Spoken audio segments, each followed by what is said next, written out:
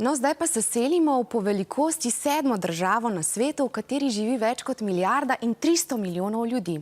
Ja, to je Indija. Tolikšna je, da v njej ni povsod hkrati enak letni čas. Na severozahodu države je poletje od aprila do konca julija, v preostalih delih države so najvišje temperature od marca do maja.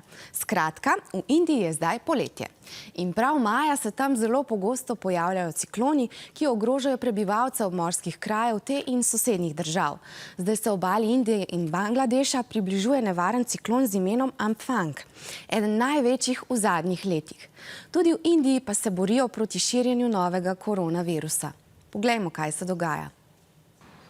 Na ulice New Delhija, glavnega mesta Indije, so se po skoraj 2 mesecih vrnili avtomobili, motorji in s tem tudi onesnaževanje.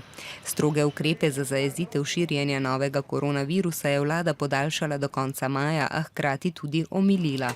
Poleg ljudi, ki opravljajo službe nujne za preživetje, zdaj lahko delajo tudi lastniki in uslužbenci manjših frizerskih salonov, mesnic in trgovinic.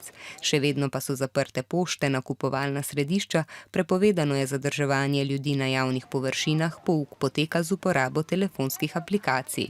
मुश्किल नहीं है, ये हमारी भलाई के लिए कर रखा है। अगर ज़्यादा लोग भीड़ इकट्ठा करेंगे तो फिर कोरोना वायरस ज़्यादा भी फैल सकता है। इससे बढ़िया तो घर पे रहो तो ये अच्छा है। Doma ostaja večina ljudi, kar pomeni, da ne morejo delati in zaslužiti denarja. Mnogi se zato zanašajo na človekoljubno pomoč. V Indiji veliko ljudi dela v velikih mestih, zato so v tem času obtičali daleč stran od doma ali pa so se tja odpravili kar peš. Ta teden, ko so v državi spet dovolili javni prevoz, se številni želijo vrniti, a avtobusov je premalo.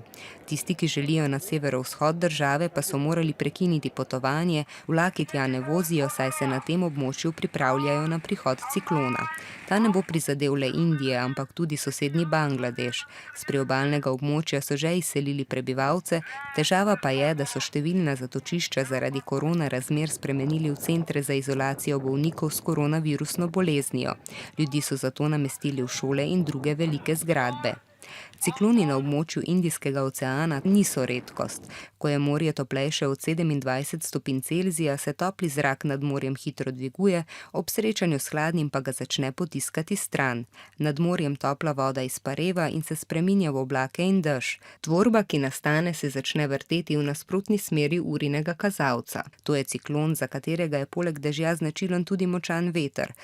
Tokratnega, poimenovali so ga Amphan, spremljajo sunki vetra do hitrosti 185 km/h. Ko ciklon doseže kopno, se hitrost vetra zmanjša. V pripravljenosti je že več kot 30 ekip za reševanje, ki bodo pomagale ljudem.